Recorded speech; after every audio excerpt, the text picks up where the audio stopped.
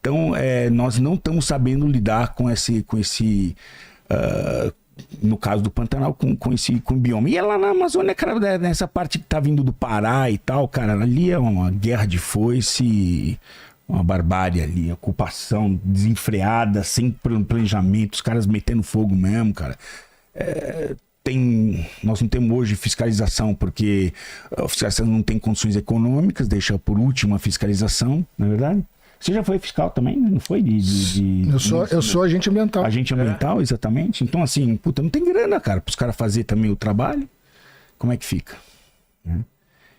E não tem, até quando vai continuar a ter, porque num país que tem um monte de problemas, você deixa essa questão por último, né? Em termos financeiros. Tem outros problemas, saúde, segurança, Monday, Tuesday, Wednesday. O que faz, né? Cara, essa é uma questão muito complexa, né? De Nem resolver. sei se ele concorda com tudo que eu falei, mas enfim. Então, tem coisas que são... Por exemplo, o fogo no Pantanal, né? O boi no Pantanal, ele ajudava a diminuir o fogo? Isso é um fato. A gente tem que entender que é o seguinte, o Pantanal, você tinha muitos animais muito grandes aqui no Brasil. A gente chama isso de megafauna. Houve uma grande extinção quando o Istmo do Panamá aconteceu. Se colocou a América do Norte, a América do Sul.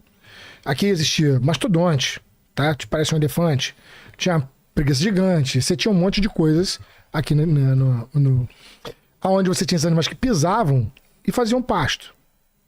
O próprio ser humano, quando chegou aqui, ajudou também a destruir grande parte desses animais. De modo que você, por exemplo, no Pantanal, que tinha animais que faziam essa pastagem, pisoteio e etc., não tem mais. O gado, ele entrou ali e não foi prejudicial para o meio ambiente como se esperava. Ele entrou ali e realmente ele diminuía a matéria orgânica dos locais. Isso reduziu o fogo, isso reduziu o incêndio. E agora também a gente tem um sistema um pouco diferente, em que o boi fica mais confinado e não é solto como era antigamente no Pantanal. Então, assim, é um outro sistema. Porém, o que eu posso dizer é que o fogo colocado, tanto no Pantanal quanto na Amazônia, principalmente na Amazônia, ele é um fogo colocado pelo ser humano, ele não é natural. Ele não é um fogo natural. A Amazônia é uma rainforest.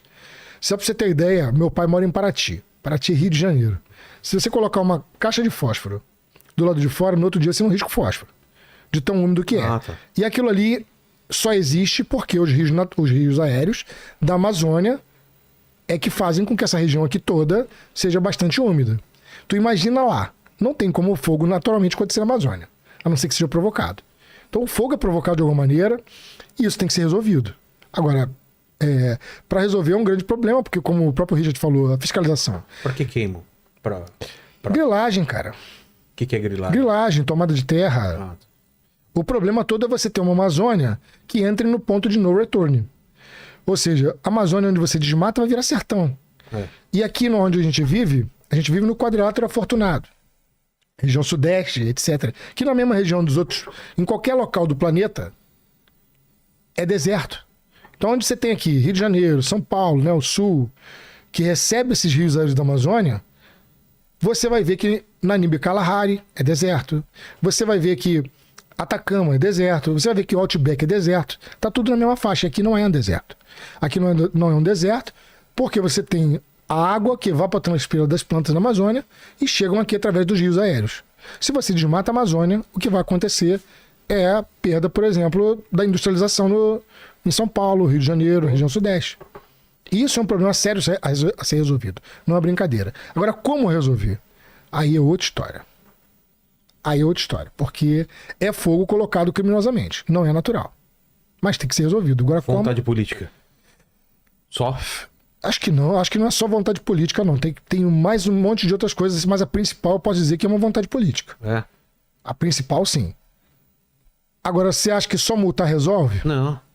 Se resolvesse, a gente já tinha resolvido há muito tempo. De repente até vale a pena tomar uma multa e continuar desmatando. Exato. Talvez as medidas mitigatórias devam ser mais... Você viu agora um cara que destruiu hectares no Pantanal, Richard? Só tacando na palme. Você viu essa? O cara destruiu hectares. E ele já era... Reincidente, velho. Na palma. Mas são os caras que ele jogou a gente laranja. Né? Doideira, cara. Absurdo. Mas não é... Meu. Mas e você muitas vezes não tem nem quem culpar, muitas vezes não tem nem dono esses caras que estão queimando determinadas coisas, porque assim, e é isso que eu quero, porque a gente tá numa fase tão ruim da nossa sociedade que a gente só tem a moeda, tem que ter uma moeda, tudo é uma moeda, né? Um lado é outro, a gente não consegue costurar, sair com soluções melhores, então ou serve ou não serve. Então assim, agronegócio, tá pegando fogo, não sei o quê, não serve, é isso. Criador de cachorro não serve. Por quê? Porque tem cachorro de rua. Então, assim, a gente começa a confundir algumas coisas e misturar e radicalizar. Vira um fla-flu. Entendeu? Isso é ruim, cara. Eu acho legal ressaltar isso, porque outro dia tava eu e minha esposa, a gente tava num show de rock. E aí um cara me parou. Falou, biólogo Henrique e tal. Pô, você, cara... O cara se apresentou como grande agricultor. Né? Ele se apresentou como um grande produtor, né, de laranja. E o cara me procurou, eu até liguei pro Richard na hora, não foi para aumentar ou para me contratar para... Olha, queria aumentar lá para poder... O que eu faço para poder aumentar? O que eu faço para poder destruir? Não. O cara me procurou, olha, eu sou um cara produtor de laranja e eu quero aumentar minha reserva legal. Eu quero agora produzir, mas produzir mais verde. Existe uma quantidade de produtores interessados nesse selo verde e que a gente está ignorando. E a solução está justamente... Eu acho que esse é o trabalho do biólogo. O trabalho do biólogo não é negar as coisas, mas sim mostrar as coisas. Eu tenho que ensinar o cara a ganhar o dinheiro dele, porque isso é uma empresa, e ganhar o dinheiro dele de uma forma melhor. Por exemplo, esse exemplo eu peguei do amigo chamado Marcelo Peçanha. Eu trabalho do lado de uma reserva chamada Restinga de Urubatiba.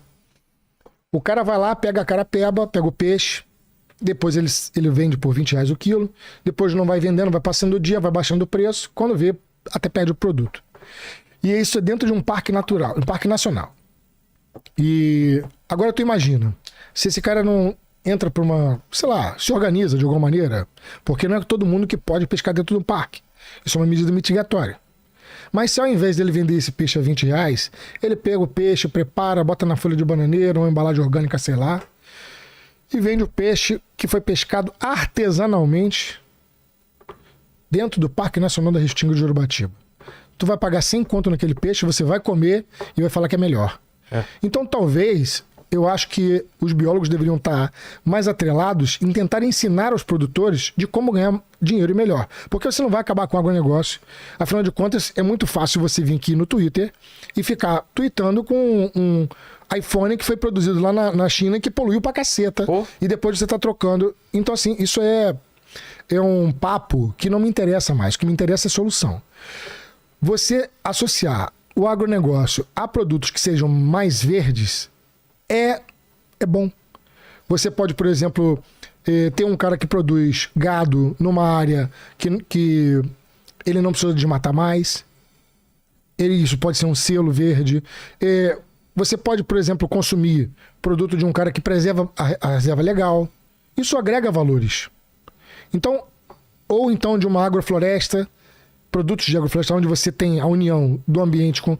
Enfim, existem... É claro que a gente não vai se livrar da indústria como ela é, mas a gente pode reduzir bastante em muitos aspectos e tem gente querendo mudar. Se a gente ficar só na briga de um lado agro e do outro ambientalista que não sabe nem por onde a galinha mija... Não, a gente já falou sobre isso aqui, cara. A gente é crucificado aqui no Brasil, mas é só olhar pela janela e pedir melhores exemplos. Sei lá que tem alguns exemplos americanos para nos dar, franceses e alemães. É só olhar para o que eles estão fazendo lá, em termos, o que o produtor faz lá e o que o nosso produtor faz. A gente tem uma lei que não existe em outro lugar do mundo. Ele já falou sobre isso. Já falou sobre isso. Até das áreas lá do que a França está tentando recuperar. País no mundo... A França não está tentando recuperar todas as preserva áreas igual o Brasil em termos... que foram vendidas do lado de rios e tal. Os caras estão tentando comprar de volta. E aqui tem uma proteção, né? Não, pode construir. Tem um código florestal para ser respeitado. No mínimo isso você tem. Isso já é uma imposição, né, que se respeitada, cara, já é um primeiro passo. Mas tem muita gente que quer mais, inclusive. Tem muito produtor, como o Henrique falou, que está procurando mais. Enfim, a gente a gente tem como sociedade, a gente tem que ser, sabe qual é a base da sociedade pra gente dar certo? Honestidade. Se começar com isso, cara, meu amigo, resolve Porque é tanta utópico, coisa. né? Então, mas por que utópico? Porque honestidade tem que ser utópica, cara. É um negócio tão fácil, simples, moralmente. Eu não entendo assim. Por que premiar a desonestidade? Por que, sabe, enaltecer quem é mais malandro? A gente tem, sabe? Honestidade é um negócio básico, cara.